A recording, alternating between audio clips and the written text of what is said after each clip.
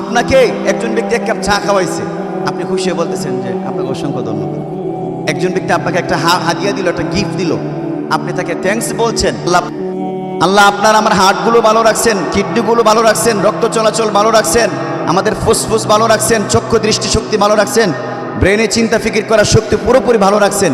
এরপর আপনার আল্লাহর প্রতি এত রাগ, গোটা রমজান চলে গেল, আপনি একটা রোজা রাখেন। 600 রাকাত তারাবি নামাজ আদায় হয়েছে, আপনি 20 রাকাত তারাবি একদিনে আপনি আদায় করেন। আপনার আল্লাহর প্রতি আপনার এত রাগ কেন রে বাবা? আল্লাহর প্রতি আপনার এত রাগ কেন? আল্লাহর আপনার বউ আপনার জুতাগুলো ভালো করে ধুয়ে পরিষ্কার করে দিলে আপনি বউরে সেদিন একটু আদর বাড়াইয়া করেন। আপনার কাপড় চোপড়গুলো ধুয়ে ঘরগুলো পরিষ্কার করে রাখলে আপনি তাকে ধন্যবাদ দেন, তাকে আদর করেন, সোহাগ করেন। অথচ আল্লাহ আপনাকে কোটি কোটি টাকা সম্পত্তি আপনি না চাওয়া ব্যতীত আল্লাহ আপনাকে দিচ্ছে। এরপর আপনার আল্লাহর প্রতি আপনার এত রাগ, আপনি নামাজ পড়েন। রমজান চলে গেল, আপনি রোজা রাখেন না। বাপরে বাপ, এত রাগ আপনার ভিতরে আল্লাহর ব্যাপারে। একদিন ফজর জামাতে আপনাকে খুঁজে পাইলাম না, একদিন সাহারি ইফতারিতে আপনাকে খুঁজে পাইলাম না, একদিন তারাবিতে আপনাকে খুঁজে পাইলাম না। আহা, কিসের আশায় মানুষের দুনিয়া আল্লাহকে বলে গেছে। অথচ মৃত্যুর পরে নিজের যে বউয়ের জন্য, এখানে কোন মানুষটা এই রমজানকে কেন্দ্র করে নিয়ে যারা রোজা রাখার পর হাড়ভাঙা মেহনত করছে এই ছেলে মেয়ের জন্য, পরিবারের জন্য, যাতে করে ঈদটা একটু ভালো করে করা যায়। অথচ আল্লাহ আপনার জন্য কি পরিমাণ আল্লাহ আপনাকে অনুকর করে রাখছেন, ও নিয়ামত আল্লাহ আপনাকে দিয়ে রাখছেন, এরপরে আপনি আল্লাহর হকগুলো আদায় করতে পারলেন না। আফসোস। আল্লাহ তাআলা আমাদের ওই সমস্ত ভাইগুলোকে সহি বুঝ দান করুক। একটু মহব্বতে বলে না আমি। যারা একটা রোজাও রাখে নাই, আল্লাহ তাআলা এই সমস্ত ব্যক্তিদের প্রতি রাগ এবং গুসা করে এই এলাকাকে আল্লাহ তাআলা ধ্বংস করে না দেখ। আল্লাহ তাআলা কোনো না কোনো আমল উসিলে আল্লাহ আমাদের সবাইকে মাফ করে দেখ, বলে না আমি।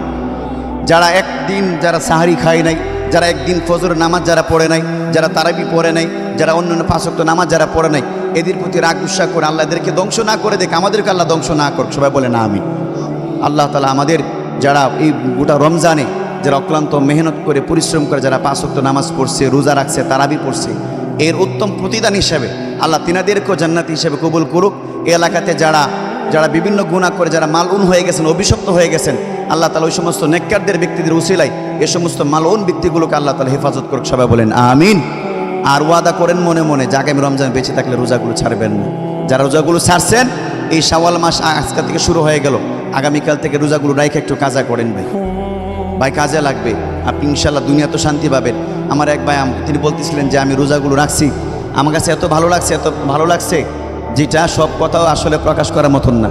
আপনি আল্লাহর ইবাদত করে থাকেন, ইবাদত করে যান, ইনশাল্লাহ আল্লাহ আপনাকে ভালো রাখবে, আপনার সন্তান সন্ততিকে আল্লাহ ভালো রাখবে। আল্লাহ তাআলা দুনিয়া এবং আখিরাত আপনার উজ্জ্বল এবং সুন্দর করে দিবেন। আমরা যেন সবাই আল্লাহর হুকুমতে চলতে পারি, সেই তৌফিক আল্লাহ আমাদের সবাইকে দান করুক। মৃত্যুর আগে আমরা যেন খাঁটি মুসলিম হয়ে মারা যেতে পারি, সেই তৌফিক আল্লাহ আমাদের সবাইকে দান করুক। ওয়া আখিরু দাওয়ানা আনিল হামদুলিল্লাহি রাব্বিল আলামিন। 8টা বেজে গেছে।